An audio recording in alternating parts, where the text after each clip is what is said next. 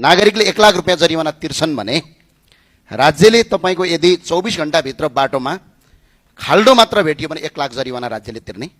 Traffic बत्ती बिग्रेको अवस्था बनाएन भने 1 लाख तिर्ने,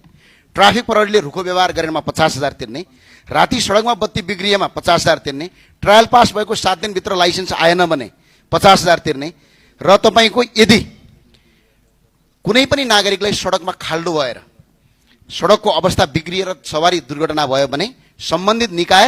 र ठेकेदार कम्पनीलाई ज्यान मार्ने उद्योगमा मुद्दा चलाउने कानुन ल्याउनका लागि कानुन मन्त्रीज्यूलाई म संसदमा अपिल गर्न चाहन्छु। किनभने यो अब बनाउनै पर्छ हामीले, होइन भनेपछि तपाईको राज्य र कानुन भनेको त सिर्फ जनताका लागि होइन नि त, जनतालाई दण्ड दिनका लागि कानुन ल्याउने होइन नि त। कानुन भनेको जनता र सरकार मिलेर